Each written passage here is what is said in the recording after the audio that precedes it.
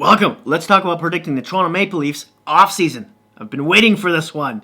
Now, I've been shooting all 31 NHL teams in reverse alphabetical order for this series that I'm doing. Last team I did was the Vancouver Canucks there.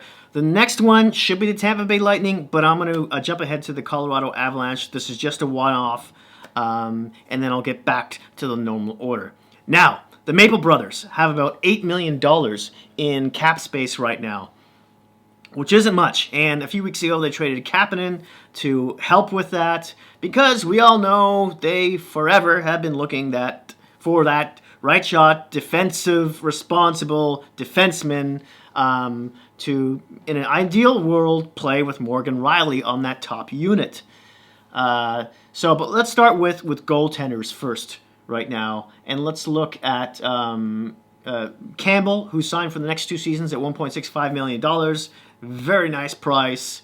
I would think he would play at least 30 games next season. Frederick Anderson may or may not be back. We've all heard the rumors he may be on the block. He's got one more season at $5 million. If they could trade him and maybe save $1 million and go after someone in the UFA market and use that space for a defenseman, perhaps. That's a possibility, right? So, in saying that, let's look at who the UFA, some of the UFA goalies who might fit well, who could platoon with Campbell during the season. And I always mention his name first, but Anton Khudobin from the Dallas Stars. He's been terrific for them for years now, and he's been pretty decent in the playoffs. There's also the possibility of a Thomas Greiss from the Islanders. And an asterisk besides these two goalies, though, they're playing with defensive style teams. We don't know how much that's affected their numbers, but so far they're the best affordable candidates, probably between that $3 and $4.5 million range. If I haven't mentioned that already, there's also Cam Talbot. Now he's been kind of awful, a couple seasons ago, but he really rebounded with Calgary. And he played really well in the playoffs, except for that Game 7. Then we could also talk Corey Crawford from the Chicago Blackhawks. He's 35 years old. I know, he's old. He's got a huge concussion history. He gets one more, it's probably done for him.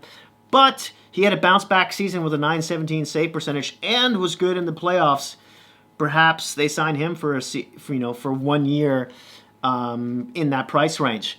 Now, let's move back and let's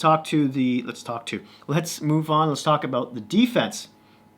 So they've got 2 UFAs and 1 RFA right now. Now, 2 UFAs are both right shot defensemen in Cody Cece and Tyson Barrie. Tyson Barrie didn't have a good year, didn't fit in with Toronto, really. He's walking, and he's going to want too much money, more than they're willing to pay that type of player. Anyways, Cody Cece, he was making $4.5 million, but He's done now. I know they're 99% sure they're walking away from him. But let's say he was to take $1.5 million or less. I would think he would be able to get 2.5 on the open market. But that's the only way I see the Leafs keeping him for under $2 million. But they still have those 2 holes there now, right? But they have a plethora of left shot defensemen. Some of them who could play the right side, but Rielly and Muzzin are cemented on the first and second pairing on the left. And then you have Hull, who's the only right shot defenseman who's staying, who could play beside, who has continued to play beside Jake Muzzin, and that's been a nice shutdown pair there. But afterwards, it's a question mark, right? Because there's Rasmus Sandin, the rookie, who's got a very high ceiling. You would think he'd be back next year and playing in that third pairing spot. But then there's also, Travis Dermott, who's the RFA that they have with arbitration rights. They could probably sign him, get him around, $3-ish million per season. He plays the left, though, but he could also play the right. He had a great offensive season the season before, but he had a bit of a sophomore slump in that sense. But defensively, he really improved, and he's become more of a sandpaper, gritty kind of player. Not big guy, like around 6'1", but very useful. And he was good for the most part in the playoffs as well. He might be a trade chip because the Leafs went out and signed Mikko Leitenan during the pause there, if you remember, for $925,000. He's a left shot defenseman, though, but a lot of clubs were trying to sign this guy. He's got a lot of talent on the power play, and he's pretty decent defensively as well. The Leafs have got him for 1 year. So what do they do with him? I would think Sandin plays on the left, and either one of Mikko Leitenan or Dermott play on the right. I wouldn't think you would put Leitenan or Dermott on the top pairing with Riley. I would think that would be Dermott might be more likely to play in that position, but it's not ideal. Dermott shouldn't be playing that high. So if they're looking in the UFA market, because there's tons of trade names that we could talk about. Really, that's another video, right? From Josh Manson to Aaron Ekblad to, Jonas Brodin to Matt Dumba and so on and so forth. Let's see who they have in the UFA market here. And, yeah, Pietrangelo, I'm pretty sure, isn't going to sign with the Leafs. He should re-sign with the Blues. They're still trying to move some money around, I know. Plus, he might be a bit too expensive for Toronto. He's going to want at least around $8 million. Some other players that might fit, though, who are not ideal, but could plug that spot. We're talking TJ Brody, formerly of the Flames. Travis Harmonic, also from that team. There is Christopher Tanev of the Vancouver Canucks. Again, these aren't ideal first-pairing guys, but that they play a good defensive style kind of game. And that's why I'm looking at them. Radko Gudas, he plays a nice, gritty, kind of nasty game. There's been a lot of rumors with the Leafs tied to him. Brendan Dillon would be ideal if he was a right shot defenseman, but he's probably staying in Washington. Joel Edmondson as well. He could play the right. He's a lefty, though.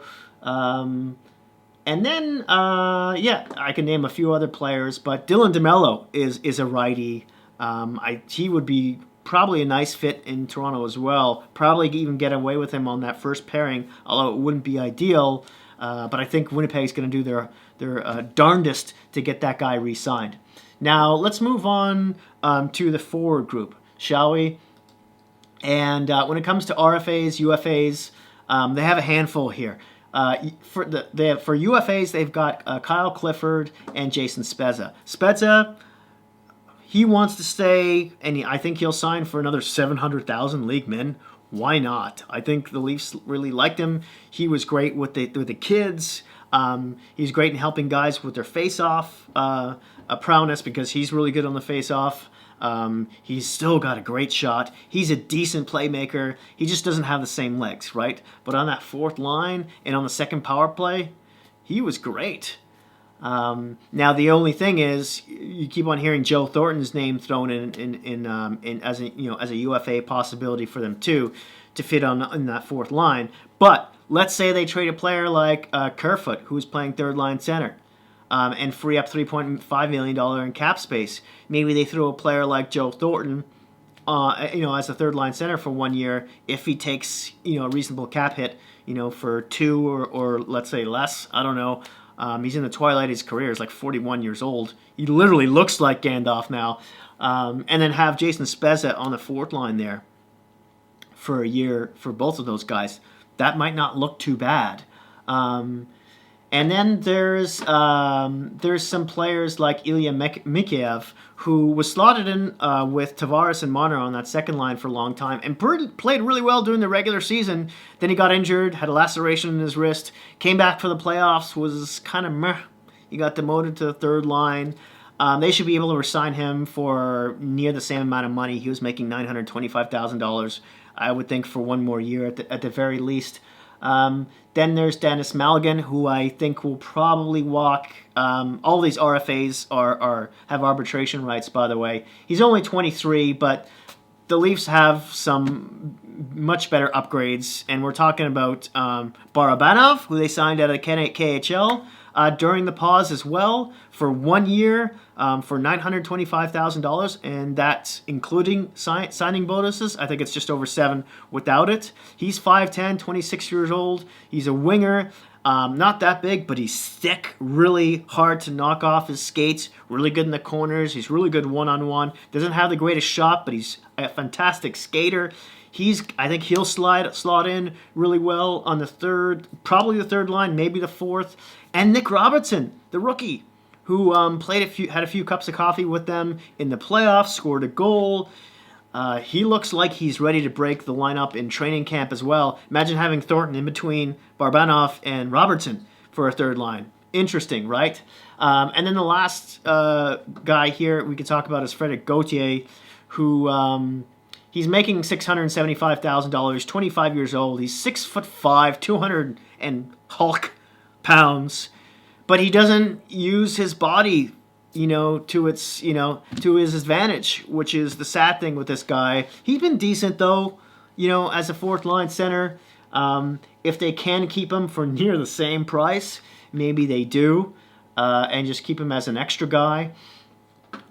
Because usually the fourth line center has been platooned between him and Pierre Engvall, who was signed to a $1.25 million for the next 2 seasons.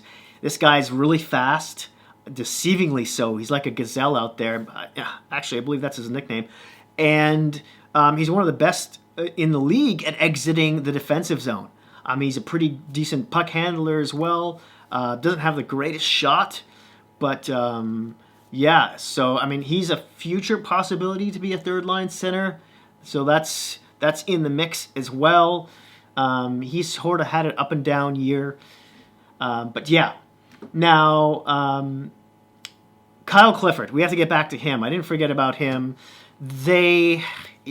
He was making $1.6 million, although the Leafs were only paying him half of that because LA kept some of the money. It sounds like he wants at least $2 million a season. I don't see the Leafs paying that for a fourth-line center. They can't. They're too top-heavy with those big contracts, Tavares, Marner, etc., Matthews, and so on. So if he wants to take 1.5 or less, maybe I see the Leafs signing him for a season. But keep in mind, they also give up a second round instead of a third rounder if they re-sign Clifford. So I don't know who's available. He fit really good on the fourth line. They need more of that grittiness, so that's important. But the money again. If they do look to the UFA market, hey, Matt Martin's available. Former Maple Leaf / current Islander / former Islander. Maybe he'll come back for a season at a decent price too. I don't know. And then there's Wayne Simmons as well. He could possibly take a big discount. He would look good on that fourth line. He'll drop the gloves, although he's also good on, say, a second power play unit. Throw him in front of the net. He's got some decent hands as well. Maybe that's a possibility. Anywho, I can talk forever about the Toronto Maple Leafs. I would love to hear from you, Leaf fans, what you think is going to happen in the offseason down in the comment section down below. Thank you so much for watching. I really appreciate it. Please don't forget to hit like, subscribe, and that notification bell, which will alert you when my next video comes out, which will be about the Colorado Avalanche. Thank you so much again. Please be kind to each other out there, and I'll see you soon.